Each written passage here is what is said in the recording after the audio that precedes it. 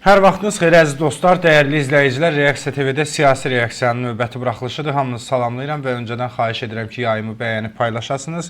Biz bugün gündəmin mövzularını müzakirə edəcəyik. Hərbi ekspert Ədalət Verdiyevlə. Hər vaxtınız xeyir Ədalət müəllim, xoş gəldiniz.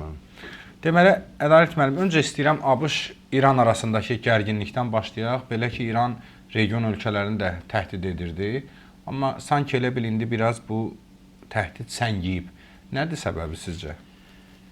İran ilə ABŞ arasında münasibətlərin gərginliyi yeni bir məsələ deyil də. Bu illərlə davam edən bir prosesdir.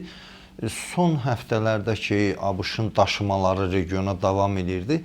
İran yəni sətiraltı olaraq vurğulayırdı ki, ABŞ-ın fəaliyyətlərinə dəstək verən qonşu ölkələr, region ölkələrini də daxil olmaqla hədələyirdi, yəni zərbələri onlara endirəcəklə bağlı. Biz bu təhdidləri daha əvvəl də eşitmişdik.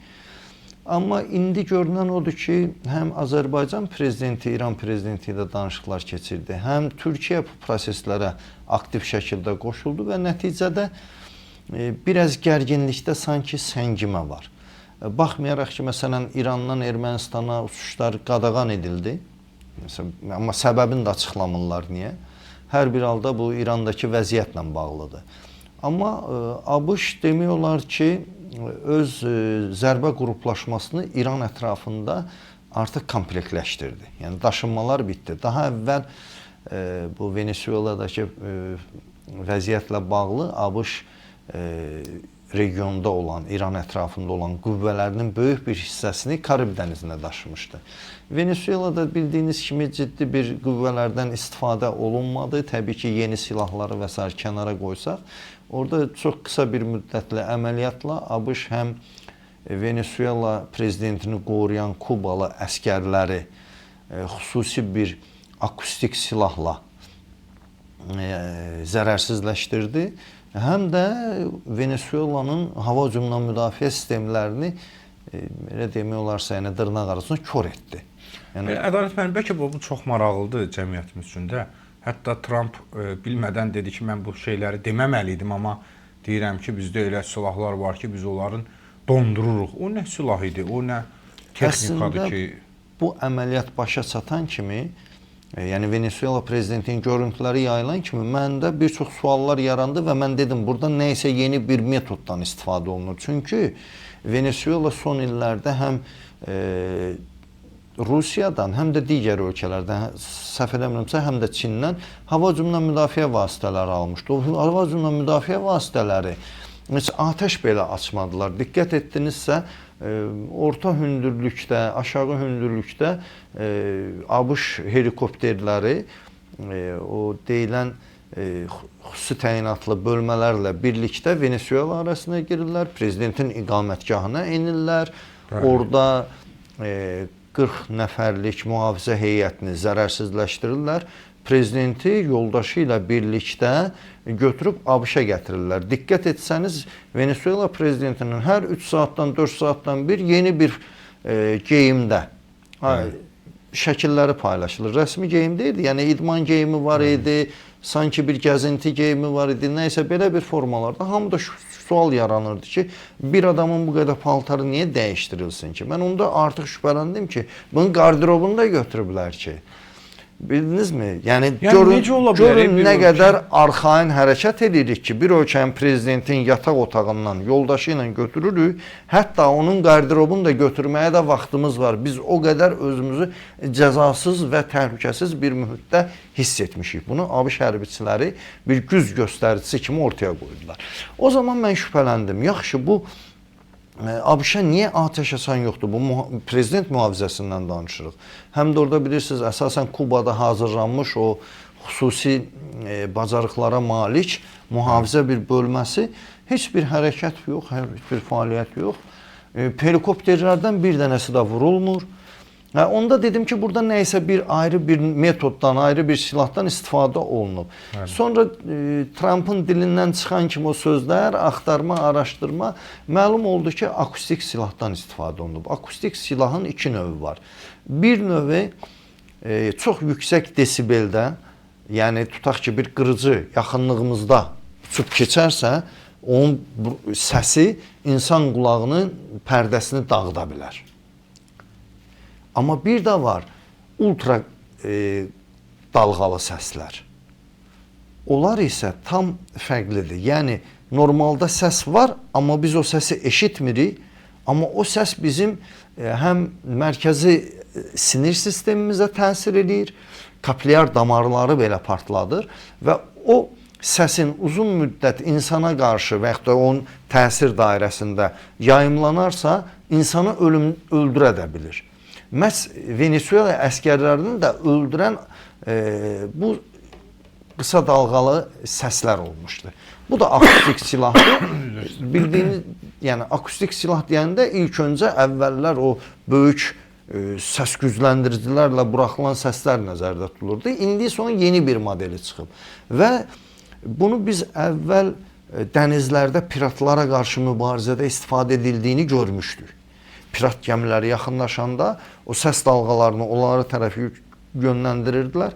Həm yüksək akustik səslər, həm də aşağı dalğalı, tezlikli səslər. O piratları təsir edirdi beyninə, onlar məcbur olub geri dönürdülər. Bəli. İndi isə tam tərsinə bir şey oldu.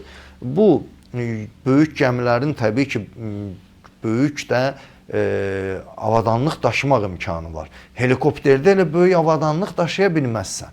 Görünür bu helikopter həmin avadanlıqların daha mini modellərini deyək, kiçik modelləri ilə təchiz olunub, amma radiosu daha geniş olub ki, hava hücumundan müdafiə sistemləri də işə düşə bilməyib. Radiolokasiya stansiyası uçan hədəfi görmürsə, orada zenit raket kompleksinə hədəf göstərəcək element qalmır. Hədəf də göstərilmirsə, o atəş aça bilmir, öz başına atəş aça bilməz. Onun gözləri radiolokasiya stansiyasıdır. Onları kör eləyirlər, ondan sonra da rahatlıqla ölkən, baxın, Venezuela'da nə görürdük? Aşağı və orta hündürlükdə biz helikopterlərin ard-arda uçduğunu görürdük. Vətəndaş görür, amma orada atəş açmır. Bax, bu şübhəli gələn məsələ bu idi. İndi sonradan da Trump bunu bir qədər açıqladı. Mən də o barədə bir məqalə, xırda bir araşdırma da apardım, bir neçə səhifəli. Bu barədə fikirlərimi orada bölüşdüm. Hər bir halda bu elm, texnologiya inkişaf etdikcə silahlı mübarizə metodları da inkişaf edir. Bəli. Və bu ABŞ-ın rəqiblərinə də bir siqnal oldu. Sanki birilərini ayıltdılar. Ki sizi də nələri gözləyir. ABŞ-ın problemi tək Venezuela ilə bitmir ki. Burada İran var, o tərəfdə yenə Kolumbiya var, Kubanın özü var. Elə gələk İrana, bu qədər silahlı, canlı qüvvə yığıb Amerika Birləşmiş Ştatları. Sizcə İranla bağlı nə olacaq? Danışıqlarla geri çəkiləcəklərmi, yoxsa belə deyək də, o filmin əvvəlində bir tüfəng görünürsə, sonunda mütləq oradan atəş açılmalı. Tez gecə atəş açacaq, silah varsa o atəş açmaq üçün nəzərdə tutulur. Burada prosesə biraz fərqli prizmadan baxaq. Ortada bir Trump var, kifayət qədər ambisiyalı bir adamdır. Kimsə ilə çox da uzun müddət danışıb, diyaloq aparmaq niyyəti də yoxdur bu adamın. Bir-iki xəbərdarlıq, ondan sonra da Ukrayna məsələsində onun mövqeyini gördük, digər münaqişələrdə də gördük. Əslində, bəlkə də bəzi məsələlərdə belə bir sərt bir jandarm rolunu oynaya biləcək birisinə ehtiyac var dünyada. Bəli. Bu bizim üçün məsələn o qədər də mənfi bir nəticələri yoxdur. Sadəcə İran qapı bir qonşudur. Qonşuda yanğın varsa, onun sıçrayışı bizim ölkəmizin ərazisinə də çata bilir. Ən azından onun qığılcımları.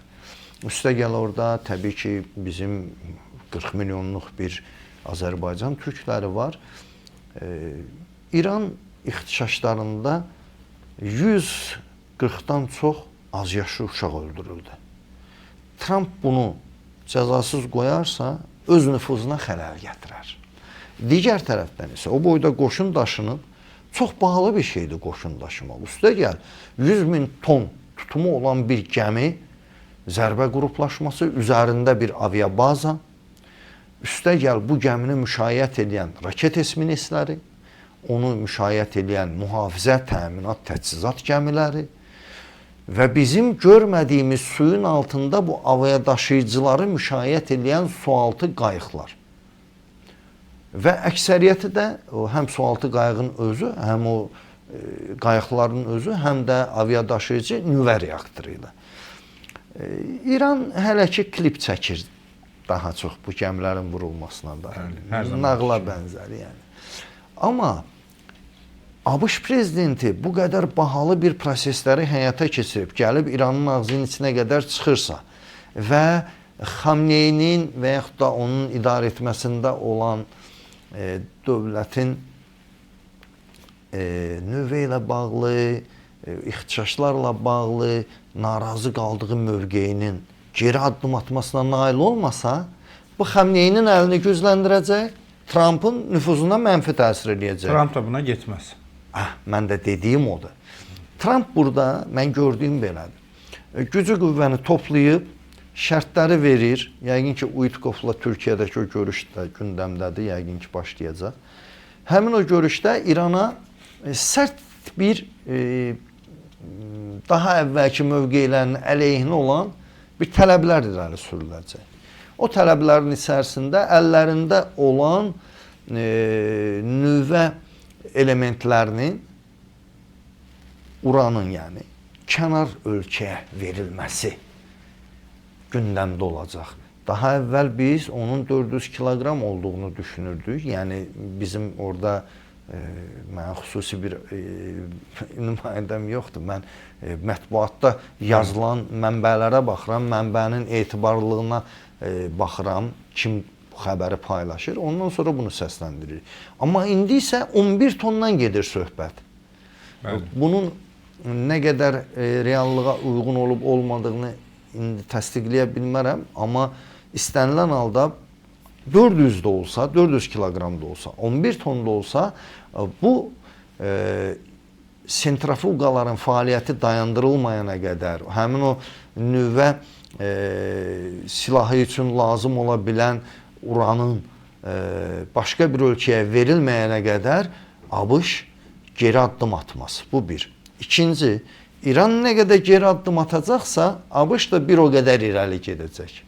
Amma tıxanma nöqtəsi ola bilirmi? Bəli, ola bilir. Nədən? Çünki İranın bu proqramdan geri addım atması, Trump'ın tələblərini yerinə yetirməsi də Xameyniyə qarşı etirazları gücləndirəcək. Yəni, yeni bir etiraz dalğası da istisna olunmur. Bir bəyanatı var ki, ixtişaşların ilk günlərində Trump'ın kömək yoldadır. Bəli. İranda əhali ayağa qalxıb, baxın, 12 min nəfərin bugünə qədər İranda şəxsiyyəti müəyyənləşdirilməyib, ölüb bu aksiyalarda. İnsanlar həlak olub. Görün, nə vəziyyətə qalıblarsa, bunun şəxsiyyətini müəyyənləşdirə bilmirlər. Bu kimdir? Belə bir vəziyyətdə kömək yoldadır bəyanatından sonra İranda ixtişaşlar daha da kütləvi şəkil aldı. İndi bu qədər insan öldü. İndi sual o yaranır. Hani kömək? Nə oldu? Kömək nədən ibarət oldu? Xamneyi yerində, Sepah yerində ölənlərin də kim olduğunu bəlkə də müəyyənləşdirmək istəmirlər. Bildinizmi? Yəni, ixtişaşa çıxmayaydın, ölməyəydin. Bizə qarşı ixtişaşda iştirak edərsənsə, sənin meydu da həftələrlə, aylarla axtarmalı olarsan. Belə geri gəlmişkən Xameneyinin müşaviri bir Azərbaycanı hədələyib, belə bir məlumat var. Bunu həm sizə, həm tamaşaçılarımızla paylaşım. Bu İsrail bunu vuranda bu xəstəxanalıq olmuşdu. İndi yenə dirilib deyəsən. İranın ali dini liderinin müşaviri Əli Şəmxani Əl-Maydaniyə geniş müsahibəsində Azərbaycanı təhdid edib. Az xəbər verir ki, ABŞ-nin İrana hücum ehtimalından danışan Şəmxani müxbirin İranın Körfəz və ya Azərbaycan da daxil olmaqla bölgədəki bütün ABŞ bazalarına zərbə endirməyəcəyi ilə bağlı suala Şəmxani belə cavab verib. Yeri gəlmişkən deyim ki, ABŞ-nin Azərbaycanda hərbi bazası yoxdur. Bu nə sualdır bu? Əvvəlki müharibə zamanı İranın qeyd olunan bəzi ərazilərdən təhdid edildiyini göstərən dəqiq məlumatlara malik idik. Artıq səbirli olmaq lazım deyil. Bölgədəki bəzi tərəflərə təmkin göstərməyəcəyimizi bildirdik və digərlərini sənədləşdirilmiş şəkildə məlumatlandırmaq niyyətindəyik. Qeyd edək ki, nəinki ABŞ-nin, heç bir ölkənin Azərbaycanda hərbi bazası yoxdur. Bax, elə Axaraz bunu çox gözəl qeyd edib. Bunu Azərbaycanın qonşusu olan İranın yüksək səviyyəli rəsmisi Əli Şəmxani də gözəl bilir. Amma nədənsə həmişə başqa bir xarici dövlətin təcavüzü ilə üzləşəndə İran rəsmiləri Azərbaycanı təhdid etməyə özlərinə borc bilirlər. Bu bədbəxt, bu yetim, bu nə deyim mən bunun adına? Sifətinə baxanda şeytana oxşayır. Biz ilk dəfə deyil ki, İran, daha doğrusu Molla rejimində təmsil olunan yüksək vəzifəli şəxslərin Azərbaycana qarşı təhdidlərini eşidirik.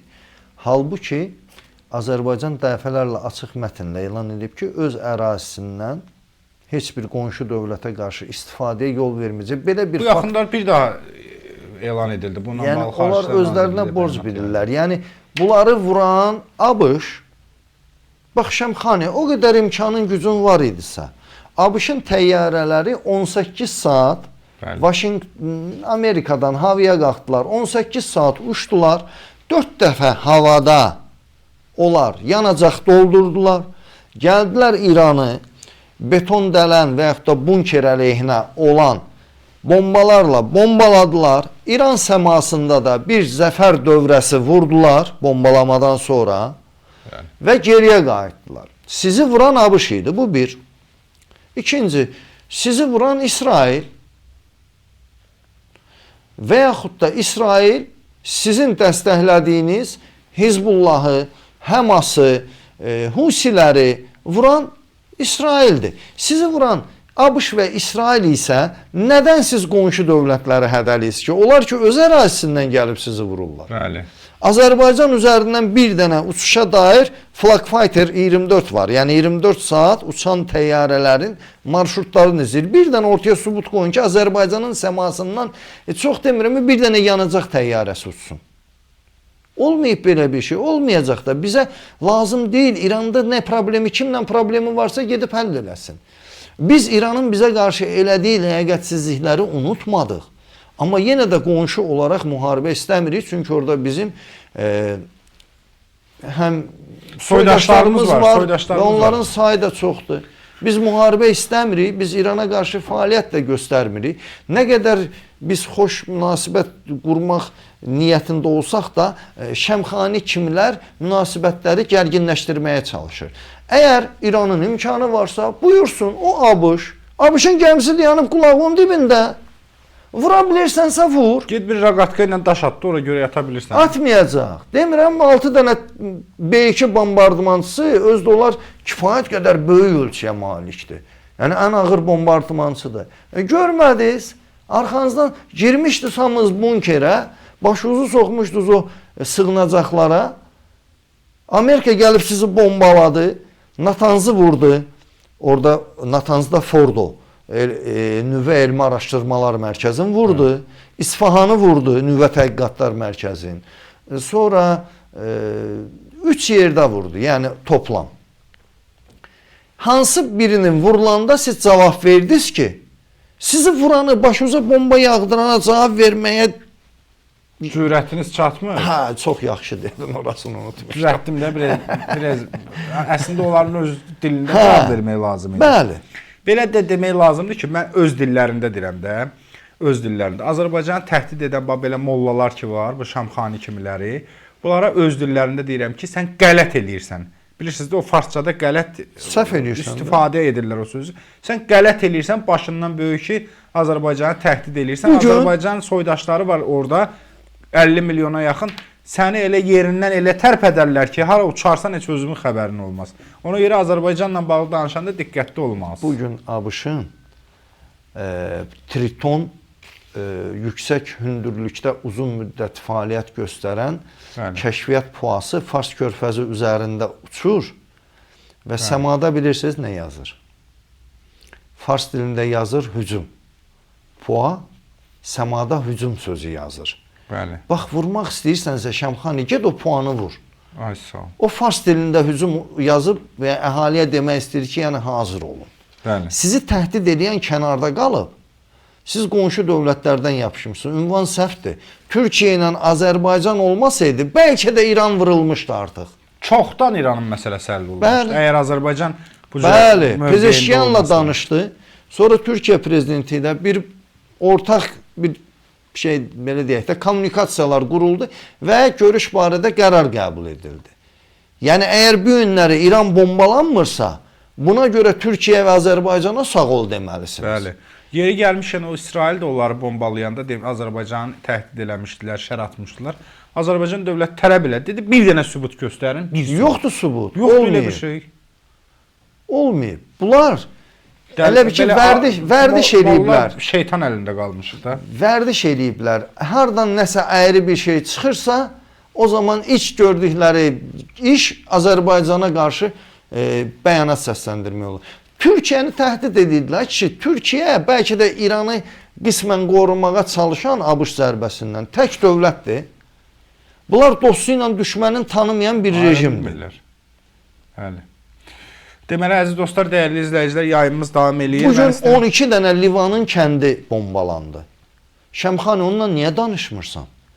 Həmin o kəndlərdəki Hizbullahı maliyyələşdirən Sepahdır və İran bugün dünyada yeganə dövlətdir ki, onun rəsmi silahlı qüvvələri terror təşkilatı. Get bundan danış. Get Avropa İttifaqı səni qanuni silahlı qüvvələri sizə görə terror təşkilatı elan edib. Bu o deməkdir ki, sabah kimsə gəlib İran ərazisində o terror təşkilatına aid obyektləri vuracaqsa, artıq heç kim ona qarşı bəyanat verməyəcək, ən az Avropa İttifaqı verməyəcək. Çünki onlardan ötürü terror təşkilatıdır. Terror təşkilatı maliyyəsinə də əl qoyula bilər, obyekti də vurula bilər, özü də məhv edilə bilər. O insanlar ölkədən kənara da çıxa bilməz. Üstəgəl, başqa ölkələrdə Sepahla, Sepah dediyimiz, yəni İran İslam İnqilabının keşikçiləri korpusu, onunla əməkdaşlıq edə bilməyəcək. İstəsə belə, o əməkdaşlıq artıq terroru dəstəkləmək kimi qəbul ediləcək. Get bundan danış. Yapışmısınız Azərbaycan. Bir də onda görərsiniz ki, Azərbaycan kəlməsi Şəmxaninin özünün başında böyük bəlalar açacaq. Bəli. Əziz dostlar, dəyərli izləyicilər, yayımımız davam edir. Mən Ədalət müəllimdən xahiş edirəm ki, bir neçə suallarım var. Belə qısa cavablarla bunları da cavablandırıb sonra verilişimizi yekunlaşdırarıq. Sizdən isə yayımı bəyənib paylaşmağınızı, öz fikirlərinizi də rəy bölümündə yazmağınızı xahiş edirəm. Hindistan yenidən Ermənistanı silahlandırır. Ədalət müəllim, nə məsələdir yenə? Hindistanın Ermənistanla bu qədər yaxın olması, hərbi texniki sahədə, müdafiə sənaye sahədə əməkdaşlığının əsas səbəbi Azərbaycanın Çin, Pakistan və Türkiyə ilə olan yaxın münasibətlərindən qaynaqlanır. Yəni, bizimlə düşmənçilik etmək məqsədi ilə Ermənistanı sanki silahlandırır. İndi ortada bir sülh sazişi paraflanıb, sülh sazişinin imzalanmasına da müəyyən ümidlər yaranıb. Təbii ki, bir neçə şərtlər yerinə yetirildikdən sonra Ermənistanın konstitusiya dəyişikliyi məsələsi qalıb. O həll olandan sonra ola bilsin ki, sülh sazişi imzalansın. Amma bu günlər artıq biz nə görürük? Zəngəzur dəhlizinin açılması ilə kifayət qədər bəyanatlar müxtəlif səviyyədə səslənib, qərar qəbul edilib. Bu normaldır.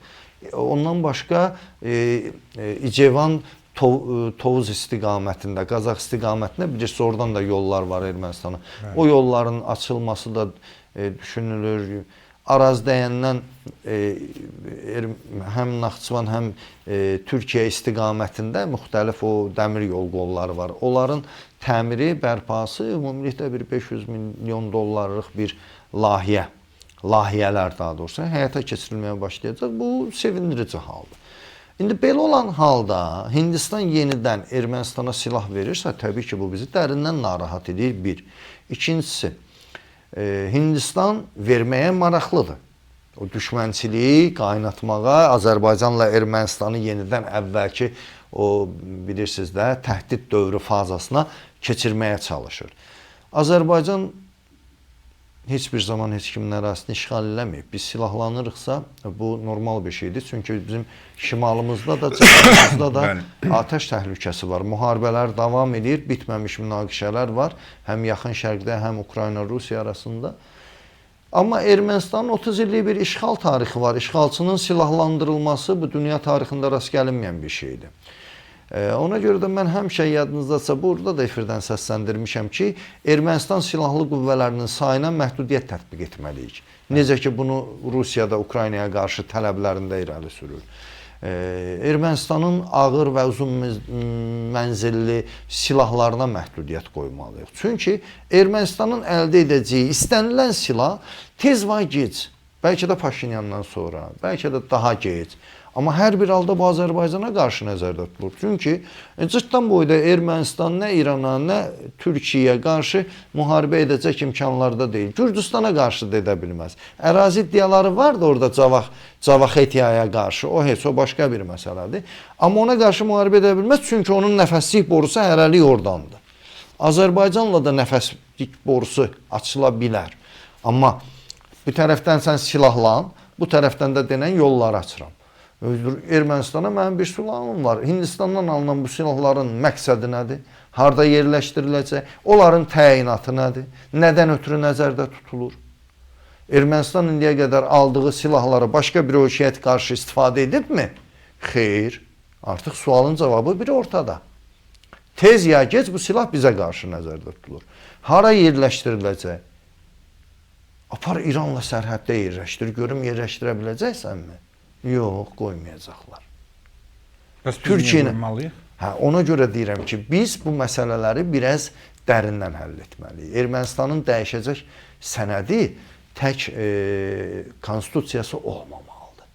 Ermənistan milli təhlükəsizlik strategiyasını dəyişməlidir, hərbi doktrinasını dəyişməlidir və bir neçə normativ sənədləri var. Ermənistan günü bugün Ermənistanda Qarabağda döyüşüb məhv edilən terrorçuya abidə qoyulur Ermənistanda. Bugün Ermənistanın paytaxtında o müharibədə həlak olanların dəfn edildiyi Panteonun girişində Arsaxın çağırış adlı abidə qoyulur. Bu müharibədən sonra baş verənlər. Yeri gəlmişkən, Ermənistan Qarabağ müharibəsində döyüşənləri qəhrəmanlaşdırır. Orada bir əskərə abidə qoyublar, heykəl qoyublar. Güya erməni əskər güya Petra radiostansiya ilə gəzirmiş də. Bu nağıllar aləminə səyahətdir. Şalvar tapmırdılar əyinlərinə geyməyə. Tumanı valideynlərə məktub yollayırdılar erməni ordusuna. Valideynlərə ki, alt paltar göndərin. Bildinizmi? Müdafiə Nazirliyi üçün paltar tikən şirkəti tutmuşdular. Hamısını o qədər dar tikmişdilər.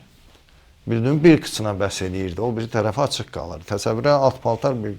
O rəmzi mənası da var. İndi yayımı bəyənək dostlar. İndi o tetranın antenası tetradan böyük imiş. Yəni bunlar tetranın heç olmasa şəklinə də baxmayıblar ki, bunun antenası qısa olur, 2də 1-i qədər də anten radiostansiyanın yarısı uzunluqdadır. Bunlar da tərsinə alınıb. Yəni bunların nəzarət etdiyi Azərbaycan əraziləri qısaldıqca antenləri böyüyür, bayraqları böyüyür, şaxta baba və yolka ağacları böyüyür. Bunu mən görmüşəm.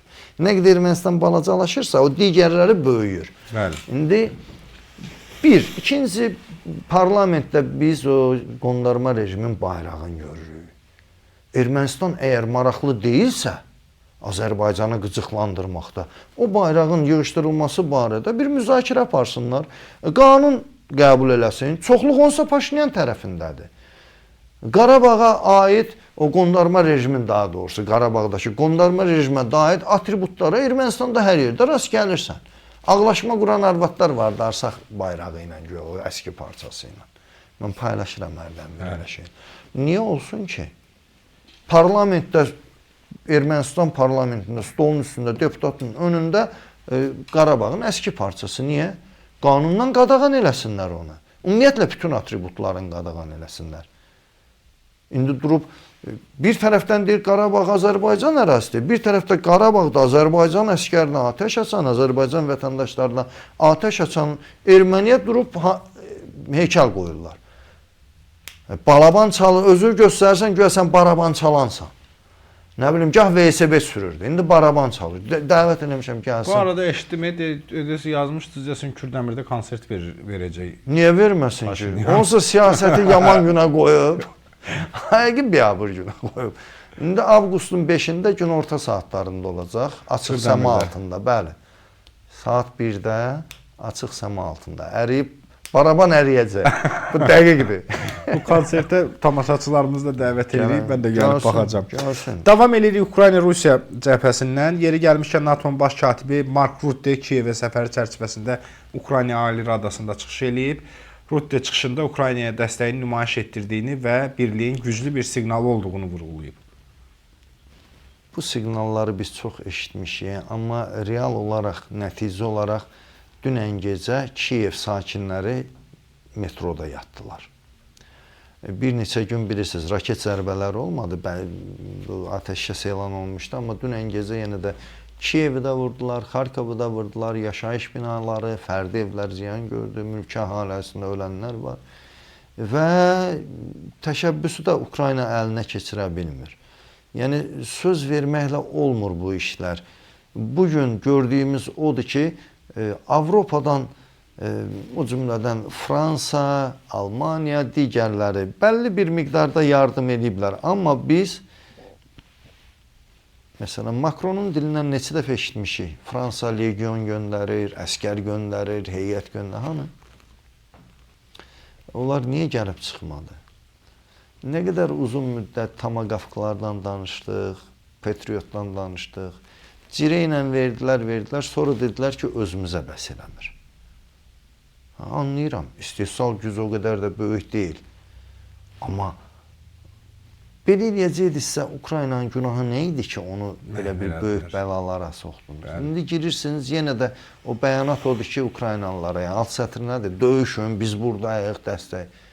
Sözlə dəstək verməklə olmur da. Burada silah lazımdır, canlı qüvvə lazımdır. Bu uzun müddətli bir tükəndirmə müharibəsidir. Sanki ABŞ kənardan dayanıb Avropa İttifaqı ölkələri ilə və yaxud da onların əksəriyyəti NATO üzvüdür. Rusiyanın Ukrayna vasitəsilə bir-birini tükəndirməsini görürük. Amma bu tükəndirmədə nə qədər təəssüflə də olsa qeyd eləməliyik ki, Rusiya daha güclü çıxdı. Rusiya PUA istehsalını kifayət qədər artırdı. Raketləri yenə görürük. Əvvəl bir ara yadınızdadır, buradan da deyirdik, raket zərbələrini daha az izləyirik. Amma o komponentləri hansısa yolla çatışmayan komponenti əldə elədilər. Bir dəqiq deyə bilmirəm ki, bu hamısı yerli istehsaldır. Ola bilsin bir hissəsini yerli istehsal hesabına əldə etdilər. Bir hissəsində üçüncü ölkələr hesabına. Amma fakt odur ki, Rusiya raket zərbələrini bəzi günlər onlarla raket atır bir gündə. Bir gündə 10 raket atmaq üçün gərək 20 raket istehsal olma. Yəni onun da ehtiyata qoymalısın. Çünki kim bu müharibənin nə vaxt bitəcəyini bilmir. Sabah elə bir problem yaranar ki, o raketi istehsal edə bilməzsən. Tutaq ki, zavod vurular. Ona görə onun stok deyirik də, ambarlarda ehtiyatların eşalonlaşdırılmasını həyata keçirməlisən. Ona görə də Ukraynanın vəziyyəti, belə deyək, indi hücum templəri Rusiyanın biraz keçən aya nisbətən səngisə də, amma hər bir halda Ukraynanın əks hücum və yaxud da ərazi azad etməsi artıq biraz mümkünsüz hala gəlir.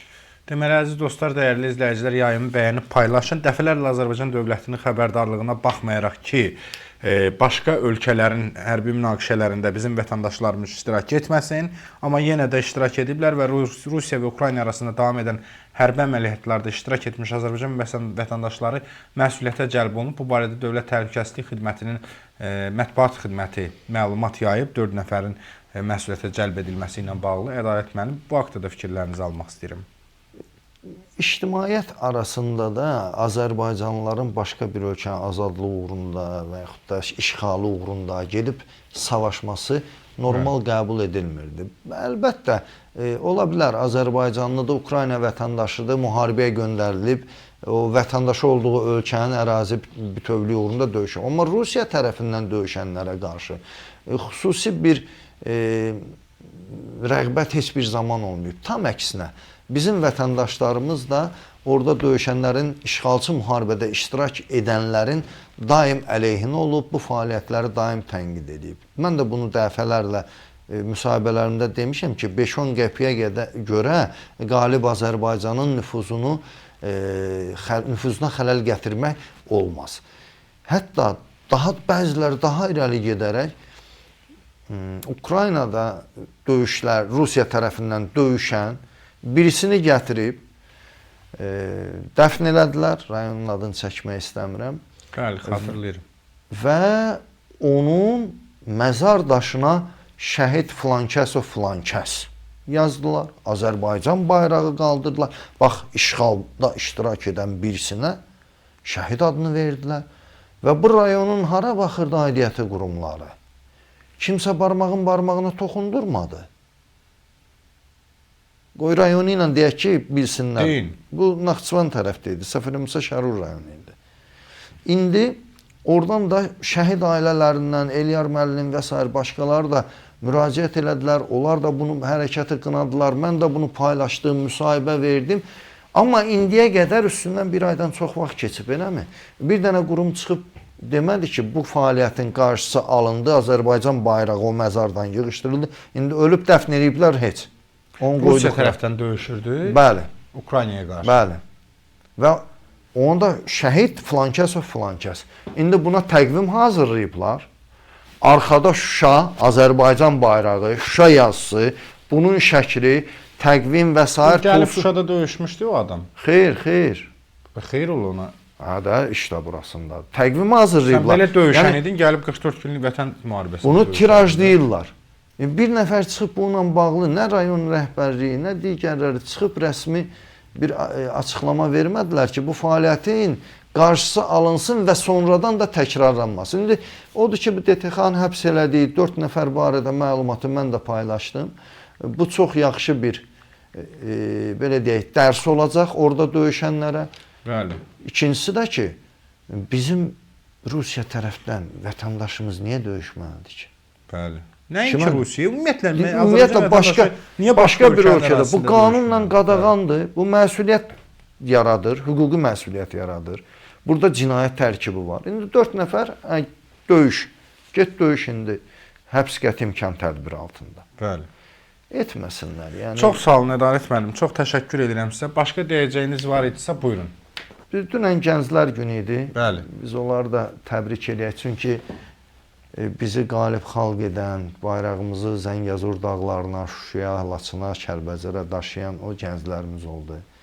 Onların hər birini təbrik eləyək. Azərbaycanın çox gözəl, savadlı, tərbiyəli gəncləri var ki, vətən uğrunda, Azərbaycanımız uğrunda, hətta canlarından belə keçməyə hazırdılar. Hamısını təbrik eləyək. Dövlətimiz məhz o gənclərin sayəsində qalib dövlətdir. Başqa bir təbrikim də var. Çox yaxından tanıdığım general-mayor Üsal Sultanov vaxtilə Azərbaycan ərazi bütövlüyü uğrunda döyüşlərdə çox yaxından iştirak edib. Vətən müharibəsində Əmirvarlı kəndi var, Cəbrayılın. Çox ağır döyüşlər gedib, 8 gün fasiləsiz döyüş gedib. Bax, adı kənddir, bəzən deyirik, Laçın döyüşləri, Şuşa döyüşləri. Bir kənddən ötürü 8 gün savaşmışıq, amma o qədər əhəmiyyətli kənd idi, strateji bir əhəmiyyəti vardı. Və sərhəd boyunda əməliyyatlarda yaxından iştirak edib. Ondan əvvəl Qazağın kəndləri daha sonra yadınızdadırsa bizə qaytarında cənab prezidentə Vüsal müəllim məruz eləmişdi. Ondan əvvəl mən ilk dəfə onunla tanışdığım olmuşdu. Yadınızdadırsa Qazax istiqamətində Babakər dağında qoşunlarımız irəliləmişdi. Söhbət 2019-cu ildən gedir. Mən də həmin o irəliləyişdən dərhal sonra da mən o əraziyə getmişdim. Baxmışdım, böyük bir məqalə də yazmışdım. Qazaxın işğalının altında olan 7 kənd haqqında nə bilirik? Geniş bir məqalə idi. Orada da məqalənin də bir adı belə getmişdi. DSX Qazax istiqamətində irəlilədi.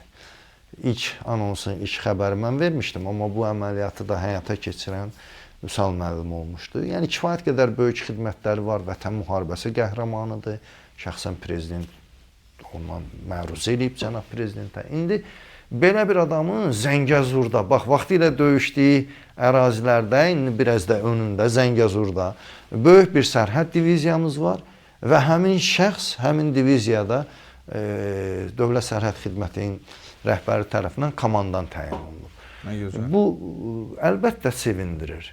Haqqı olan insanların vəzifəyə gəlməsi hətta onu tanımayanları belə məmnun eləyir. Bəli. Belə insanlara onlar dövlətimizdən ötürü, bizdən ötürü, xalqımızdan ötürü canlarını oda, alova atdılar, ərazimizi azad elədilər. Qəhrəman oldular. Bu gün də vəzifəyə gəldilər. Nə gözəl.